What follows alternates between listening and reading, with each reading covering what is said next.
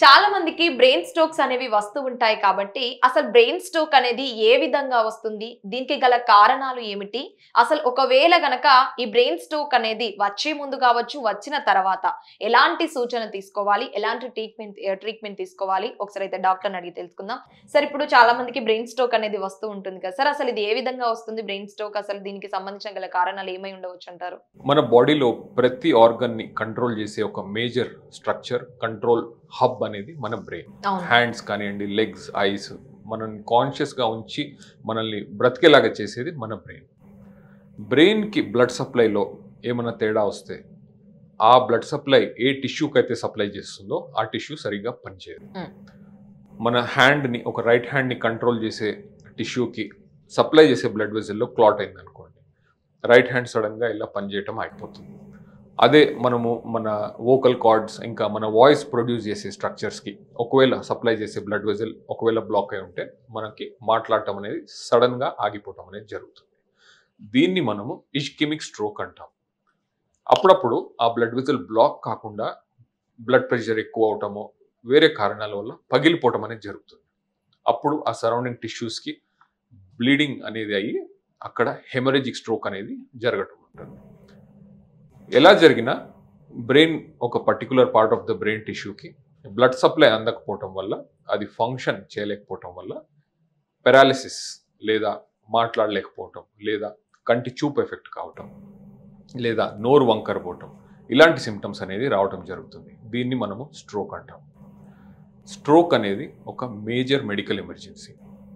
Heart attack, cardiac disease లేదా cancer తర్వాత major mortality మన కంట్రీలో బ్రెయిన్ స్ట్రోక్ వల్ల అవుతుంది. దీన్ని కరెక్ట్గా ఐడెంటిఫై చేసి ఒకవేళ ఇన్ టైం మనం ట్రీట్మెంట్ ఇవ్వగలిగితే ఆ పేషెంట్ చాలా బాగా రికవర్ అయ్యి normal life style, near normal life style అనేది లీడ్ చేయడం జరుగుతుంది. ఇది ఎందుకు ఇంపార్టెంట్ అంటే, హార్ట్ అటాక్కి ఉన్న అవేర్నెస్, హార్ట్ అటాక్ అని మనం చెప్పంగానే కామన్ పీపుల్లో అయ్యో ఒక ప్యానిక్, ఒక భయం, ఒక అర్జెన్సీ అనేది చాలా ఉంటుంది. కానీ ఎవరన్నా సడన్గా టీ తాగుతూనో మాట్లాడుతూనో రైట్ హ్యాండ్ పనిచేయటం లేదంటే తిమ్మిరి వచ్చిందేమో లేదా ఇంకేమన్నా అయి ఉండొచ్చేమో అని నెగ్లెక్ట్ చేస్తారు. నెగ్లెక్ట్ చేయటం వల్ల ప్రాబ్లం ఏంటంటే, ఒకటి బ్రెయిన్ క్లాట్ అనేది ప్రాపగేట్ అవటం జరుగుతుంది. ఫస్ట్ జస్ట్ ఆ చేతిలో స్టార్ట్ అయిన సిమ్టమ్ చెయ్యి, కాలు, హాఫ్ ఆఫ్ ద బాడీ, మాటలు, కంటి చూపు అంతా ఎఫెక్ట్ చేయటం అనేది జరుగుతుంది. 1 మినిట్లో 1.9 మిలియన్ న్యూరాన్స్ చనిపోతాయి బ్రెయిన్ స్ట్రోక్ వచ్చినప్పుడు. బ్రెయిన్ అనేది నాన్ హీలింగ్ ఆర్గన్. ఇప్పుడు మన స్కిన్ కట్ అయింది అనుకోండి, within a week, 2 weeks skin heal అవుతుంది. లివర్ ఇంజరీ ఒకవేళ ఉంటే మనం లివర్ ట్రాన్స్ప్లాంట్కి లివర్ డొనేట్ చేస్తాం ఎవరికైనా, కంప్లీట్లీ రీజనరేటింగ్ ఆర్గన్ అది. ఎనీ అదర్ ఆర్గన్స్ బాడీలో రీజనరేటింగ్ ఆర్గన్స్ ఉంటాయి. బ్రెయిన్కి రీజనరేషన్ కెపాసిటీ లేదు. ఒక మనిషి పుట్టినప్పుడు ఎన్ని బ్రెయిన్ సెల్స్తో పుడతాడో దట్ ఈస్ హిజ్ మ్యాక్సిమం. దాని తర్వాత నుంచి మనము ఏమేమి న్యూరాన్స్ యూజ్ చేయటం లేదో విత్ ఏజ్ అవన్నీ తగ్గిపోతూ ఉంటాయి.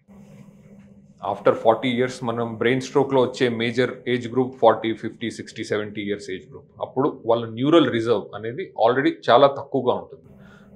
ప్రతి ఒక్క బ్రెయిన్ సెల్ని మనం గోల్డ్ లాగా ప్రిజర్వ్ చేసుకోవాలి. 1 మినిట్లో 1.9 మిలియన్ న్యూరాన్స్ ఎఫెక్ట్ అవుతాయి. 1.9 మిలియన్, ఆల్మోస్ట్ 20 lakh న్యూరాన్స్ 1 మినిట్లో. మనము ఆ స్ట్రోక్ పేషెంట్ హాస్పిటల్ చేరుకునే లోపు ప్రతి మినిట్కి 20 lakh న్యూరాన్స్ అనేవి చనిపోతాయి. అవి మళ్ళీ ఎప్పటికీ ఎలాంటి కండిషన్ కూడా సీరియస్ అవుతుందంటారా? కండిషన్ డెఫినెట్లీ సీరియస్ అవుతుంది మేడం. ఓకే, అవి ఎప్పటికీ రికవర్ కావు. అందుకని మనం టైమ్ ఈజ్ బ్రెయిన్ అనేది ఒక డిక్టమ్ లాగా ఈ మధ్య చాలా న్యూస్ పేపర్స్లో అందరు హాస్పిటల్స్ ప్రమోట్ చేస్తూ ఉన్నారు. That's why every minute is so important.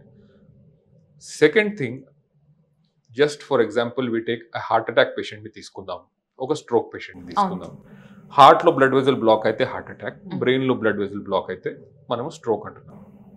Heart attack అర్జెంటుగా హాస్పిటల్ తీసుకెళ్తాము. ఒకవేళ ఎక్కడో రూరల్ ఏరియాలో తీసుకెళ్ళలేకపోయినా కానీ ఇఫ్ ద పేషెంట్ సర్వైవ్స్, ఆయన ఏదో కూర్చొని కొంచెం పనులు చేసుకొని ఆయన అలా ఉండగలుగుతారు. ఏదైనా ఒక చిన్న క్లరికల్ జాబ్ అయినా, ఏమన్నా security guard, he will be able to sustain.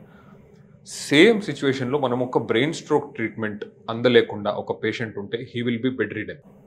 ఆయనను చూసుకోవడానికి ఆయన స్పౌస్, మేబీ వైఫ్కి అయితే హస్బెండ్కి అయితే వైఫ్, వాళ్ళు కూడా వర్క్ చేయలేరు.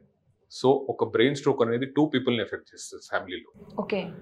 ఒక హార్ట్ అటాక్ అనేది at least maybe if the patient survives కూర్చోనో with some medicines he will be able to manage.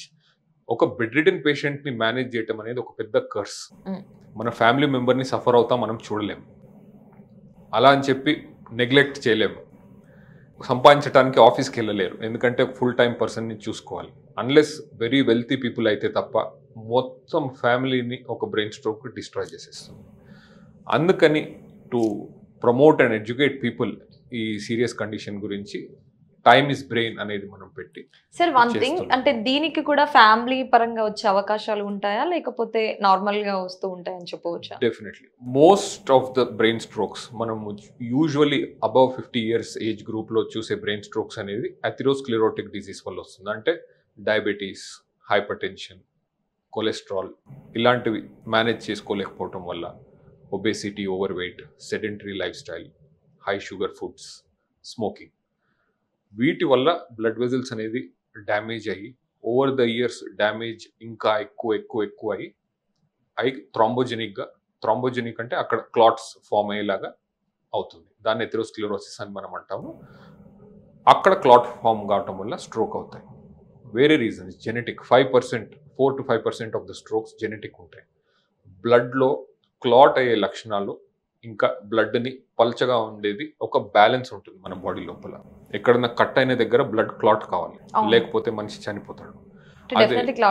Clot ఎక్కడైనా కట్ అయిన దగ్గర అది నార్మల్ మెకానిజం. అదే మన బాడీ లోపల బ్లడ్ లిక్విడ్ గా ఉండాలి, ఫ్లో అవుతా ఉండాలి.